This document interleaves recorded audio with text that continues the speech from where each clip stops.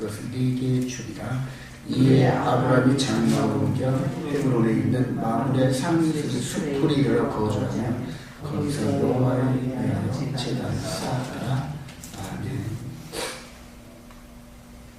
여러분, 같은 사건, 같은 일들을 이렇게 바라보는 그런 과정에서 여러 계층들이 있습니다. 그 바라보면서 여러 계층들, 즉 나이가 많고 적고 또 고생을 많이 한 사람들, 많은 풍부한 경험을 한 사람들은 어떤 문제가 있으면 그걸 돌파하려고 이까지는 뭐 해보지 뭐 이런 식으로 깨어나갑니다. 그 문제들을. 근데 나이가 어리거나 경험이 연약하고 경험이 없고 이런 사람들은 그 문제 앞에 무너져서 무릎 꿇고 그냥 어찌할 바를 모르고 엉엉 웁니다. 그래요. 제가 우리 아이들을 키울 때 저는 군대 생활을 하면서 그 강력한 적응력을 키운 그런 일종의 역전의 용사였는데, 우리 아들들은 군대도 안 갔다 온 그런 나약한 그런 시절에 어떤 문제를 앞에 탁 놓으면 저는 그게 문제가 해결하는 그런 것들이 보인단 말이에요. 다 경험해요.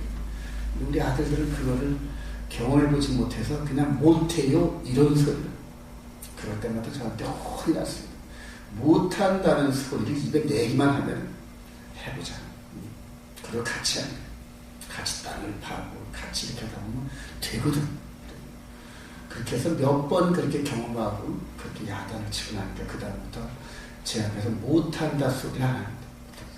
그리고 나중에 우리 아들들이 어디 취직을 할 때 이렇게 보면 이제 자기 속에서 이력서를 쓸 때 아주 엄한 아버지 밑에서 아주 엄한 훈련을 받고 이런 식으로 해가지고 자기 경험담을 쭉 해서 속에서 이렇게 넣는 거예요. 그러면서 이렇게 아버지 밑에서 이렇게 강한 훈련을 받으면서 어떠한 어려움도 극복하는 이런 훈련들을 했습니다. 그러므로 귀사에 들어가면 앞으로 경험해보지 못한 어떤 어려움이 있다 할지라도 어릴 때부터 이렇게 극복했던 이런 그 체험적 경험 이런 것들을 가지면서 극복할 수 있는 힘이 저에게는 있습니다. 이런 뉘앙스를 이렇게 속에서 넣는 걸 봤더라고요. 그래서 우리 형들은 그렇게 그 경험담 이런 것들을 통해서 자기 실전적인 어떤 그런 삶에 적용하는 걸 보고 이게 많이 컸네. 그러더라고요. 아마 이제 우리 그 녀석들이 자녀들을 더 낳고 경험해보면서 어려움을 극복하는 쭉 과정 속에서 자기 밑에 자녀들을 또 이렇게 볼 때 아버지가 옛날 20년 전, 30년 전에 그들이 연약한 그런 미숙한 나를 향해서 야단을 막 쳤던 그런 것들을 자기가 또 자기 자녀들에게 똑같이 행하는 걸 보면서 아버지의 심정이 이랬었겠구나. 그리고 저희 아들 둘이 웬만한 그 일들은 남의 도움 없이 스스로 극복해 나가려는, 그러니까 자기들이 그 또래에 비해서는 아주 강한 그런 성향을 갖고 있는 것을 보게 됩니다. 제가 그렇게 키우고 싶다는 말이에요. 자녀들을 누가 키우는데 연약한 그런 모습으로 그냥 뭐라 하면 다 아버지 엄마가 그냥 나이가 7, 80 될 때까지도 그렇게 다 해주길 바라는 그런 연약한 아들로 키우려는 그런 그 부모가 어디 있겠습니까? 하나님께서도 마찬가지입니다. 하나님께서 믿음의 모델하우스를 지금 아브라함을 선택해서 그 모델하우스를 어디다 세우고 싶다? 가나안 땅. 우리 인류를 구원하는 데 있어서, 즉 아담의 후예 죄 지어서 에덴 동산에서 쫓겨난 나중에는 이제 회복될 때 하나님의 자녀들이잖아요. 그죠? 물론 선별되겠지만 믿는 자들만 선별돼서 하나님의 자녀가 되는 권세를 받겠지만은 그 자녀들을 강하게 키우면서 누구를 이긴다? 영적인 존재 마귀를 깨트린다. 육신의 삶을 살고 있는 이 존재임에도 불구하고, 즉 우리가 3차원과 4차원을 함께 살고 있는, 즉 보이는 육신과 함께 보이지 않는 마음의 세계를 갖고 있는데, 이게 보이는 세계는 3차원이란 말이에요. 그리고 보이지 않는 세계가 있는 이 안에 4차원이란 말이에요. 근데 마귀의 존재는 완전히 보이지 않는 4차원 이상의 그 삶을 살고 있는 존재인데 3차원에 살고 있는 우리가 마귀의 존재를 깨뜨리고 이긴다는 거예요. 누구의 도움을 통하여? 하나님의 그 말씀을 통하여 이 말씀의 가이드를 받으면서 마귀가 아무리 미혹을 해도 나죠. 보이지 않는 하나님의 말씀을 이렇게 변했다, 이렇게 변했다, 폐했다, 더했다, 이런 그 우리 눈에 보이지 않는 그 마귀의 미혹을 기록되어진 성경 말씀을 통하여 굳게 붙잡고, 그리고 마귀의 미혹에 넘어지 않고 그 마귀가 쳐놓은 올무와 그물과 장애물을 깨뜨려버려요. 그리고 맨 마지막에 보이는 육신의 3차원의 세계에 생명이 끊어지는 그런 위협과 실제적으로 그런 일을 당하더라도 3차원의 세계인 육신이 죽음을 당한다 할지라도 이 마음 안에 있는 4차원의 세계가 마귀를 깨뜨려 이긴다. 그래서 계시록 그 3장, 2장, 3장에 보면 마지막 7교회에 그들 항상 이기는 자, 이기는 자, 이기는 자. 하나님께서는 이기는 자의 하나님이다. 할렐루야. 그때를 대비해서 계속 우리에게 신앙 여정의 훈련을 시킵니다. 아브라함의 여정 가운데서 우리 13장이면 이제 믿음의 초등학교에 입교했단 말이에요. 아직 나이 80 정도밖에 안 됐는데 나중에 100세쯤 되고 아들을 준단 말이에요. 이때로부터 한 20년 후에 그렇게 원했던 아들 이삭을 아내 사라가 90세 때에 완전히 그 죽은 것 같은, 여자의 기능으로는 죽은 것 같은 그 사라의 품 안에서 아들을 낳고 그 아들을 안아보는 경험을 이때부터 20년 후쯤 합니다. 그리고 이때부터 한 40년 후쯤에 창세기 22장에서 네 아들 번제로 잡아 바쳐라 할 때 그 시험도 통과한다. 할렐루야. 그런데 이거 80세쯤 됐을 때 그런 시험을 주면 감당한다 못한다. 그러니까 하나님께서 감당할 만한 시험을 곧대 주면서 견디다 못해 쓰러질 땐 또 이렇게 세워줘가면서 그래 이러다 또 이러 시작해보자. 그런데 자꾸 신앙의 여정을 높여. 자, 오늘 창세기 13장에서 12장에서 보면은 자기 사랑하는 아내를 동생이라고 얼떨결에 거짓말했다가 바로에게 뺏겨가지고 그대로 달보고 울고 하나님을 향하여서 내 아내 좀 구해주세요 하고 그렇게 신음소리 같은 그러한 그 기도를 하고, 그리고 신음소리 같은 그 기도가 응답되어져가지고 바로가 갑자기 자기를 부르더니 왜 당신 동생은 진짜 말해서 큰일 날 뻔했잖아, 이런 식으로 해서 아내와 함께 사죄의 물로 은금을 잔뜩 해서 그 왕의 사죄를 받고, 그리고 지금 아브라함이 다시 떠났던 그 가나안을 향하여 올라가는 중입니다. 그게 13장 1절. 한번 다시 한번 읽어볼까요? 시작. 아브라함이 애굽에서 그와 그의 아내와 모든 소유와 롯과 함께 네겝으로 올라가니, 애굽으로 갈 때는 내려간다. 그 다음에 애굽에서 가나안 땅으로 올라갈 때는 올라간다. 자, 그리고 나서 4절에 보면 아주 재미있어요. 그가 처음으로 제단을 쌓은 곳이라. 처음으로 제단을 쌓았는데 거기서 여호와 이름을 불렀다. 우리 창세기 12장 7절 한번 읽어볼까요? 7절 시작. 여호와께서 아브라함에게 나타나 이르시되 내가 이 땅을 네 자손에게 주리라 하시니라. 자기에게 나타나신 여호와께 그가 그곳에서 제단을 쌓. 이때는 아직 애굽의 그 경험을 하기 전이란 말이에요. 그렇죠? 가나안 땅을 주겠다 그래서 갈대 우리에서 그냥 얼떨결에 그냥 하나님께서 인도하시되 따라와가지고 아주 황망하고 주위에 보니까 풀 한 폭이 없는 그런 땅을, 내가 이 땅을 네가 너와 함께 네 자손에게 준다. 그러니까 할 수 없이 얼떨결에 그냥 제단을 쌓고 하나님 감사합니다. 그렇게 제단을 쌓고 첫 예배를 드렸는데, 그 다음에 가나안에 기근이 나가지고 할 수 없이 먹고 살기 위해서 애굽 땅에 내려갔다가 자기 부인 뺏길 뻔했다가, 그러다가 이제 다시 하나님의 도우심으로 아내를 찾고 다시 올라와서 몇 년 전에 자기가 쌓았던 그 첫 제단을 다시 와보니까 어떻더라? 감개가 무량하다. 아이고 큰일 날 뻔했었어. 그래서 첫 번에 제단을 쌓고 하나님께 감사합니다. 그때와 그 다음에 한번 고난을 겪고 난 다음에 하나님이 진짜 나를 도와주시네, 이런 경험을 하고 이 제사를 드렸던 이 두 번째 제사를 쌓는 이 상황이 어떨까요?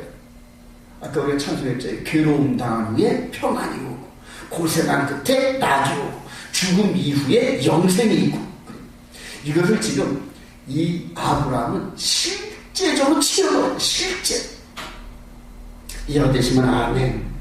하나님께서 이렇게 훈련을 시키지만 훈련을 당하는 이 아브라함은 요즘에 보면은 뭐 진짜 사나이 나이가 40 이상 된 사람들이 그 드라마 촬영하듯이 군대 생활을 체험하는데 죽을 맛이야. 실제적으로 옛날 20대 때 했던 그걸 다시 한번 하려니까 아주 죽겠어 체력이. 근데 그거를 이제는 예전에 진짜 군대 생활이 아닌 드라마 촬영을 위해서 그렇게 하는 거지만은 죽을 맛이야. 마찬가지로 하나님께서 지금 먼 미래를 바라보면서 장차 아브라함이 100세, 120세 때 이후를 내다보면서 지금 훈련을 시키시는 하나님의 입장과 그 훈련을 받으면서 실제 상황 속에 아주 죽을 맛인 그러한 아브라함을 한번 비교해 보시기 바랍니다. 그리고 그 안에 아브라함을 쑥 당신이 좀 쉬십시오. 그리고 나를 집어넣으란 말입니다. 나를 그 안에서. 내 삶의 여정에서 지금 현재 겪고 있는 이런 일들 가운데 앞으로 5년 후에 10년 후에 20년 후에 하나님께서 나에게 무슨 사명을 주시려고 지금 이 시험을 시키나 이 고난을 주시나. 아브라함도 지금 실제 죽겠다고요. 그리고 최종적으로 창세기 22장에서 아들을 번제로 잡아다 드려라 모리아 산에서 이런 그 시험을 주시려는 그 하나님과 저와 여러분들을 통하여 이 고난 가운데 있는 이런 가운데서 장차 뭘 시키시려고 그걸 내다보면서 그렇게 하라고 성경을 주신 거랍니다. 이해가 되시면 아멘. 한 가지 여기서 주목할 건 뭐냐면 2절 한번 볼까요? 올라갈 때 시작. 아브라함에게 가축과 은과 금이 풍부했더라. 그래서 아브라함이 입장을 생각합니다. 잃었던 자기 아내를 찾았어요. 아내를 찾고 은과 금이 풍부해서, 왜냐하면 사주의 근무를 받은 거니까 이런 식으로 해서 지금 올라가는데 아브라함, 사레, 거기다 또 롯, 그 다음에 나중에 또 누구? 하갈, 또 애굽에서 이렇게 얻었던 종들. 그러니까 내려올 때와 이 가나안에서 내려올 때와 다시 올라갈 때의 규모가 틀리단 말이에요. 여러분 이런 것들을 바라보면서 뭔가 생각나는 게 없습니까? 바로 아브라함 요때로부터 약 한 500년 후에 모세를 통해 출애굽하는 장면을 이렇게 생각할 수 있어요. 한번 우리 출애굽기 12장 한번 가봅시다. 출애굽기 12장. 우리 아브라함 시대 때부터 한 500년 후쯤에 하나님께서 또 일하시는 장면들을 보게 됩니다. 출애굽기 12장 37절 시작. 이스라엘 자손이 라암셋을 떠나 숲곳에 이르니 유아에 의해 보행하는 장정이 60만 가량이요 수많은 잡족과 양과 소와 신이 많은 가축이 그들과 함께하였으며. 500년 전에 아브라함이 가나안에서 내려왔다가 다시 애굽에서 출발해서 가나안을 향하여 가는데 야곱과 그 요셉과 그 형제들이 올 때는 70여 명이었단 말입니다. 애굽으로 내려올 때는. 근데 430년 후에 올라갈 때는 장정만 60만에다가 수많은 잡족과 은금과 가축이 풍부해가지고 올라갔잖아요. 이해가 되십니까 여러분? 다시 우리 창세기 14장. 이렇게 이 아브라함이 장차 자기의 후손들이 겪을 400년, 500년 후에 겪을 그 일을 지금 뭘 미리 맛본다? 미리 맛보는 거란 말이에요. 미리 맛본다. 근데 당시에 아브라함은 그게 무슨 뜻인지 몰랐어. 모른단 말이에요. 그러나 아브라함과 이삭과 야곱과 그 다음에 그 후에 이스라엘 자손들과 함께 그 역사를 쫙 진행된 것을 기록되어진 성경을 보는 우리들은 지금 하나님께 이렇게 하시려고 이렇게 미리미리 볼 수 있다. 자, 아내를 잃어버렸던 아내를 찾아서 다시 돌아간다. 그래요. 어제 설교를 들은 사람들은 알겠지만 잃어버린 아내를 잃어버리고 처량한 그러한 아브라함과 에덴 동산에서 정원한 사이였던 아담과 우리 인간들을 잃어버리고 뺏겨버린 예수님의 심정을 한번 이렇게 비교해 보시기 바랍니다. 아브라함의 아내를 찾아 하나님께서 이렇게 다시 가나안 땅으로 돌아가는 그런 여정 속에서 이 마지막 시대에 예수 그리스도의 신부인 저와 여러분들이 지금 이렇게 예수 그리스도와 손을 잡고 다시 출발하고 쫓겨나던 에덴 동산, 우리 마음의 고향, 영혼의 고향인 그 천국을 향하여 지금 가고 있는 장면을 한번 묵상해 보시란 일입니다. 이런 그림의 파장이 몇 급씩 되는데 이런 것들이 한눈에 보이는 사람들은 그리스도의 장성 분량에 이를 수 있는 그러한 영적 지식이 갑니다.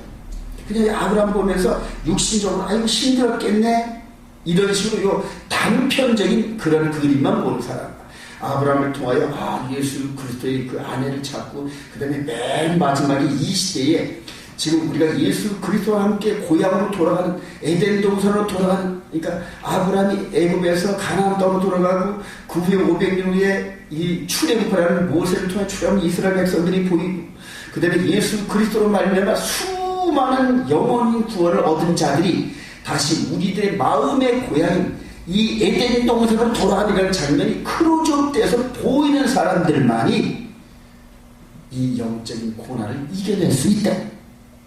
아직까지 완성되어지지 않은 우리들의 삶 속에서 영원 구원에 이르는 그 여정이 아브라함을 이끌어 가셨고 출애굽을 할 때 약속대로 이끌어 가셨고 하나님께서 한다 하신 일을 반드시 이루시는 분이라는 것을 확신할 때 우리들의 영혼들도 우리 안에서 착한 일을, 선한 일을 시작하신 그분이 그리스도의 그날까지 반드시 이루게 하신다. 할렐루야.